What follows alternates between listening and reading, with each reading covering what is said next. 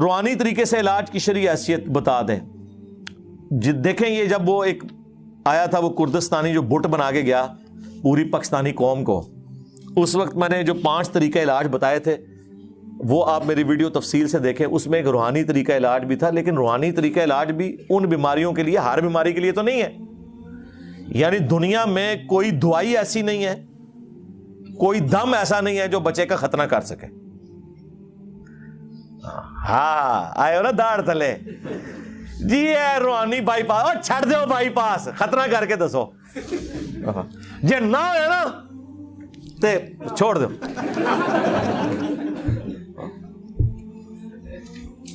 آج وہ جس بزرگ نے سٹیک تے لوانا ہے اپنے آپ نو، کیڑا ہے جڑا ہے لکھ کے دے منو کہ اگر میں نہ کر سکیا ختنہ تے جو مرضی کرو جی جی صاحب اجازت ہے،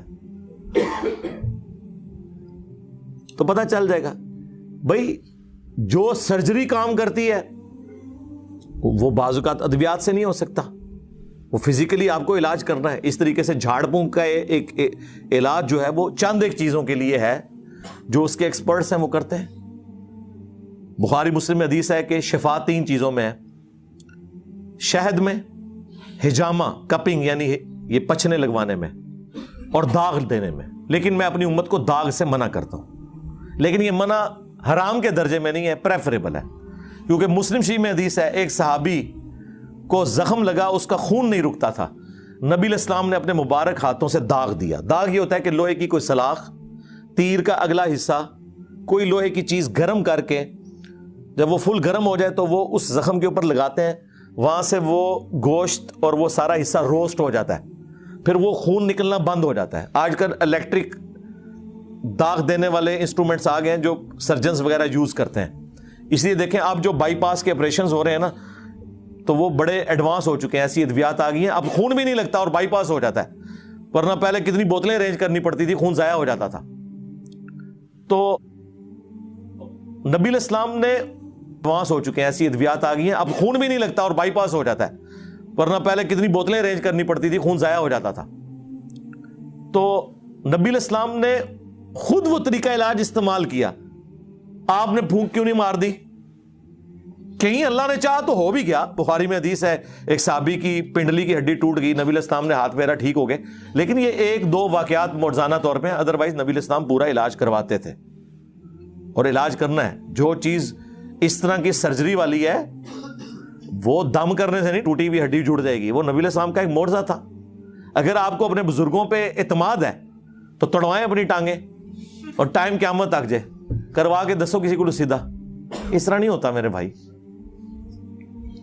معجزات جب اللہ تعالیٰ کسی کے لیے چاہے ظاہر کر دیتا ہے، لیکن آپ نے معجزات اپنے بابوں کے لیے مانے ہوئے ہیں تو پھر بہتر یہی ہے کہ پریکٹیکلی کر کے بتائیں. آپ جو آپ کلیم کر رہے ہیں وہ کر کے بتائیں.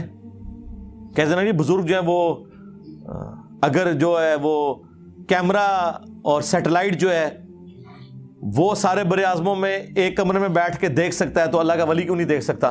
چھاڑ دو سرکار، کوئی مسئلہ نہیں ہے. اگر PIA کا پائلٹ جہاز اڑا سکتا ہے تو بزرگ کیوں نہیں اڑا سکتا؟ بٹھائیے سارے بزرگانوں اور کاکپٹ سے جو ہے پائلٹ کو کہیں گے جی آپ تو نکلے نا، یہ اڑا دے والے جی قیامت والے دن جا کے لینڈ کرنا ہے انہوں نے جتنے کرنا ہے. نہیں اگر یقین ہے تو کرے نا. کہتے ہیں نا روحانی علم تو جو ہے وہ اوپر ہے اس دنیاوی علم سے، اور اس دنیاوی علم کو یہ کر رہے ہوتے ہیں اللہ کے بندوں خدا کے لیے. نبی علیہ السلام نے جب مختلف بادشاہوں کے پاس خطوط لکھے ہیں تو ان زبانوں کے ایکسپرٹ بندے بلوائے ہیں، ان کی زبانوں میں لکھوائے ہیں. اس طرح نہیں ہوتا جس طرح آپ سمجھتے ہیں. دنیا بقدر ایفرٹ ہے. کبھی کبھار کوئی معجزانہ بات ہو جائے وہ الگ بات، وہ انبیاء کے ساتھ خاص ہے. باقی غیر انبیاء کے ساتھ نبی علیہ السلام کے مبارک دور میں بڑے عجیب و غریب قسم کے معجزات ہوئے ہیں، وہ بالکل درست ہے، وہ نبی کے معجزے ہیں. لیکن رسول اللہ کی وفات کے بعد جو کچھ ہے وہ دعا کی حد تک ہے. اللہ تعالیٰ چاہے تو کر دے، اللہ تعالیٰ چاہے تو نہ کرے. بارش کی دعا کی ہو گئی، ٹھیک ہے، سمجھ آتی ہے بات کی. اس طرح کے معاملات ہو سکتے ہیں. جو اللہ کے فزیکل فینومینا آف نیچر ہیں ان میں اللہ تبارک و تعالیٰ کسی کی دعا قبول کر لیتا ہے. لیکن کبھی ایسا نہیں ہوا کہ جی کسی صحابی کی آنکھ نکل گئی ہے, دوسرے نے پھونک ماری ہے تو اس کی نظر واپس آ گئی, نہ. کسی کی ہڈی ٹوٹی ہے تو یہ جنگ قادسیہ اور یرموک میں صحابہ کرام کو جو زخم لگتے تھے تو ایک دوسرے کو سورہ فاتحہ پڑھ کے پھونکتے تھے, وہ زخم ٹھیک ہو جاتا تھا. خدا کے لیے یار اس طرح نہیں معاملات ہوتے.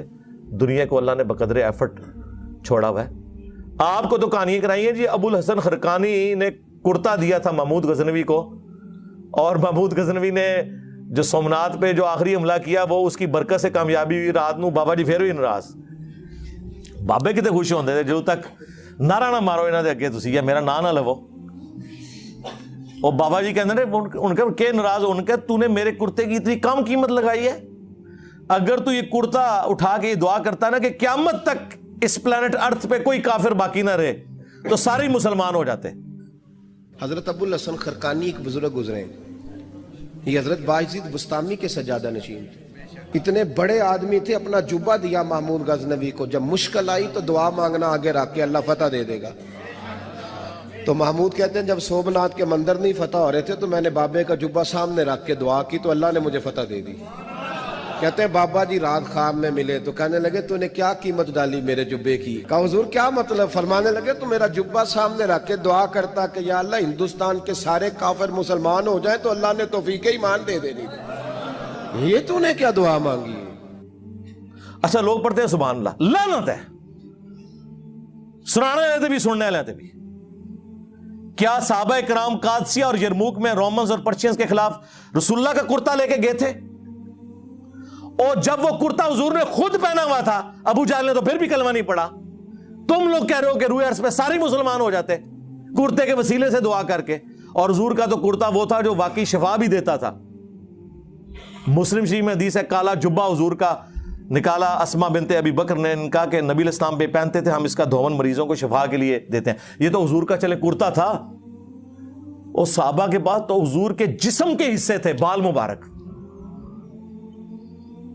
کرتا تو بہت چھوٹی چیز ہے, وہ تو حضور نے پہنا نا جو آپ کے بال مبارک. صحیح بخاری میں حدیث ہے ام سلمہ نے حضور کے چند بال نکالے ایک ڈبیا میں اور کہا کہ یہ نبی الاسلام کے بال ہیں, ہمارے محلے میں کوئی بیمار ہوتا ہے میرے پاس وہ پانی کی پیالی بھیجتا ہے, میں اس میں گھول دیتی ہوں, شفا ہو جاتی ہے اللہ کے اذن سے. یار وہ بال لے کے صحابہ کرام رومن اور پرشینز کے خلاف جا کے لڑتے اور بالوں کو سامنے رکھ کے تو فتح حاصل کرتے.